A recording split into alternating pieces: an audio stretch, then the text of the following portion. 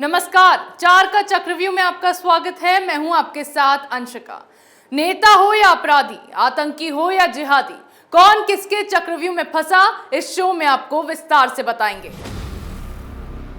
चक्रव्यूह में आज सबसे पहले बात ईडी के चक्रकाल में फंसी आईएएस पूजा सिंघल की, जिसे लंबी पूछताछ के बाद अब गिरफ्तार कर लिया गया है। फिर बात करेंगे कश्मीर फाइल्स के चक्रव्यूह में फंसे आतंकी यासीन मलिक की, जिसने खुद पर लगे आतंकवाद के सभी आरोपों को कबूल कर लिया है।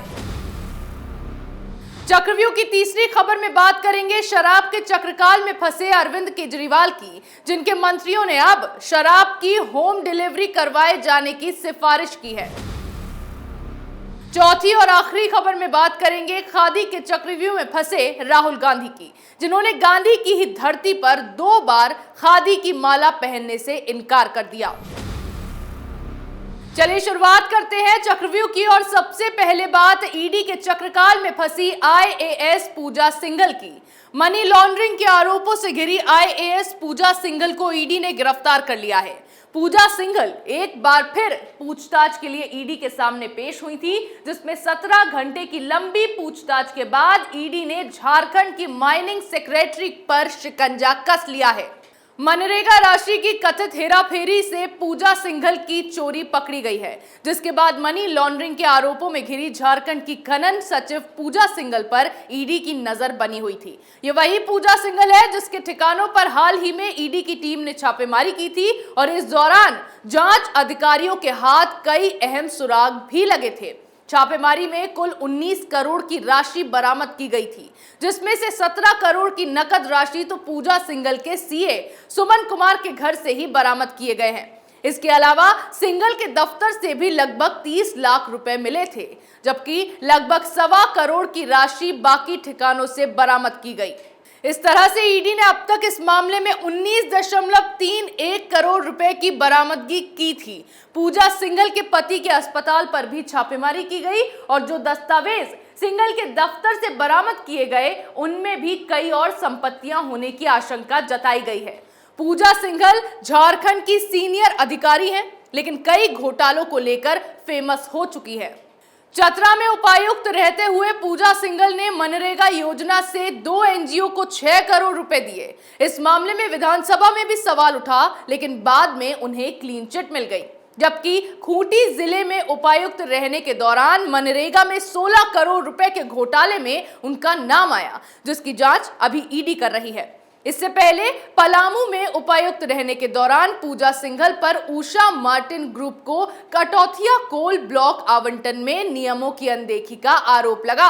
ऐसे में इस बार पूजा सिंघल पर ईडी ने आखिरकार शिकंजा कस ही लिया। इसके साथ ही झारखंड के मुख्यमंत्री हेमंत सोरेन से भी अधिकारी के कनेक्शन सामने आ रहे हैं, क्योंकि झारखंड के मुख्यमंत्री भी खनन घोटाले के आरोपों से घिरे हुए हैं, जिसके बाद अब भ्रष्टाचार में लिप्त इस अधिकारी को गिरफ्तार किए जाने के बाद कई और खुलासे होने की संभावना जताई जा रही है।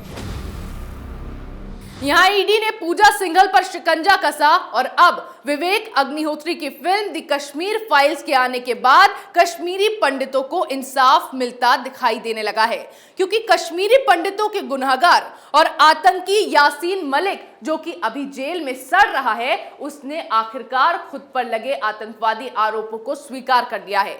यासीन मलिक ने पटियाला हाउस कोर्ट की एनआईए अदालत में अपनी गलती मानते हुए कोर्ट के कानून के मुताबिक सजा देने की मांग की है।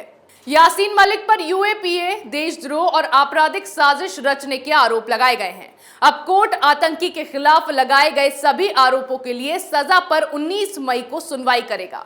इसके अलावा अदालत ने फारूक अहमद डार उर्फ बिट्टा कराटे समेत कश्मीरी पंडितों के बाकी गुनहगारों के खिलाफ आरोप तय किए हैं।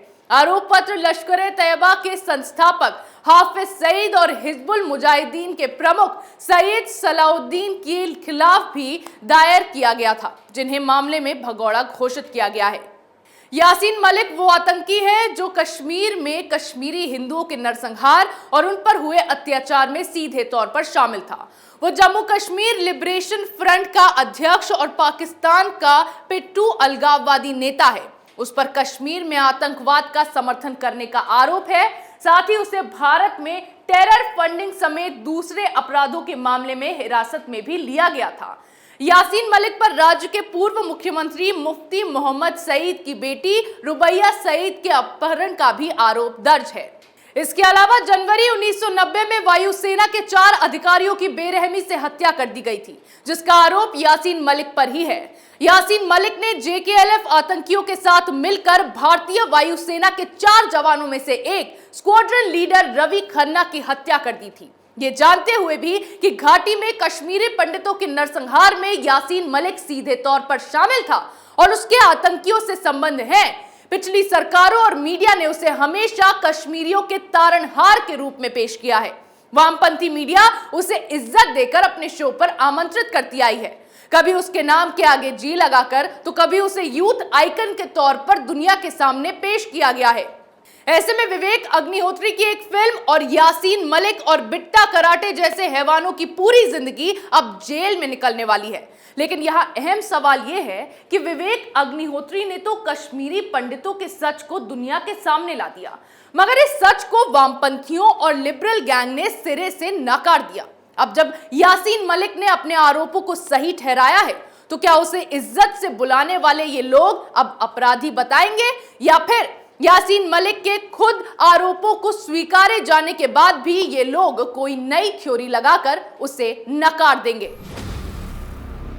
यासीन मलिक को तो अब जेल में सड़ने से कोई नहीं रोक पाएगा, लेकिन अरविंद केजरीवाल भी दिल्ली को पंजाब की तरह ही नशाखोरी के रास्ते पर ले जाने में कोई कोर कसर नहीं छोड़ रहे हैं। खबर है कि अब देश की राजधानी दिल्ली में जल्द से जल्द शराब की डोर टू डोर डिलीवरी होने वाली है।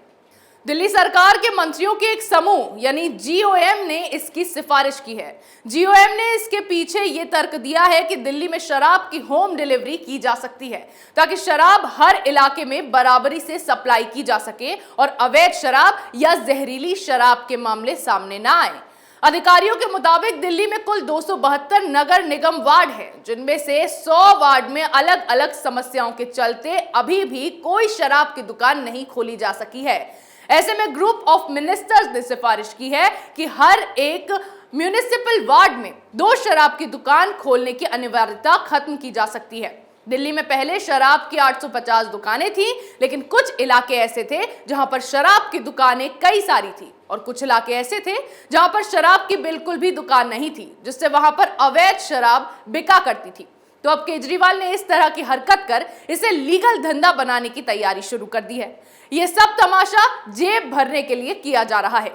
जैसे पंजाब में नशाखोरी से मुक्ति दिलाने के बड़े बड़े वादे केजरीवाल ने किए, लेकिन आज तक उस पर कोई बात नहीं की, वैसे ही अब अपनी जेब भरने के लिए दिल्ली में बिजली पर सब्सिडी तो पहले ही सरकार ने खत्म कर दी है और अब इस धंधे से ये लोगों को बर्बादी के रास्ते पर ले जाने में लगे हैं। खुद को आम आदमी की पार्टी बताने वाले केजरीवाल को आम आदमी की क्या जरूरतें हैं, उसकी कोई सूझ नहीं है। दिल्ली में पहले ही लोग इस स्कीम का विरोध कर रहे हैं। इससे पहले भी केजरीवाल सरकार की ओर से शराब पर डिस्काउंट की स्कीम निकाली गई थी और अब भी बाय वन गेट वन का ऑफर चल रहा है।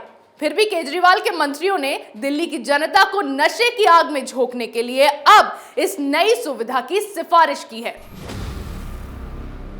एक तरफ केजरीवाल ने दिल्ली को बर्बाद करने की ठान ली है, दूसरी तरफ राहुल गांधी ने फिर एक ऐसी हरकत की है जिससे वो सुर्खियों में छाए हुए हैं।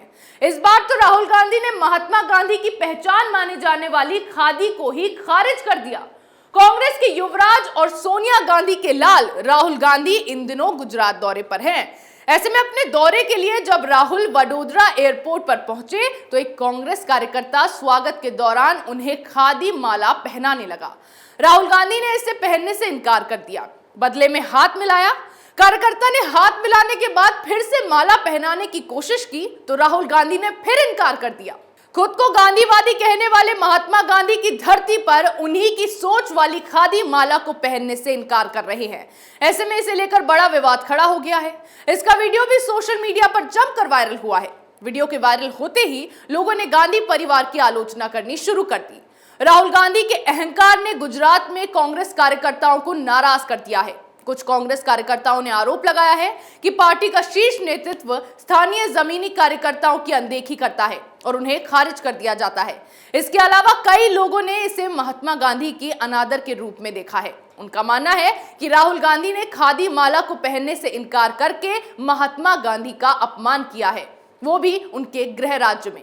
परिवारवादियों पर खुद की पार्टी के नेताओं को नजरअंदाज किए जाने के आरोप तो पहले से ही लगते आए हैं, लेकिन आज राहुल गांधी की इस हरकत ने इन सभी आरोपों को सही साबित भी कर दिया है।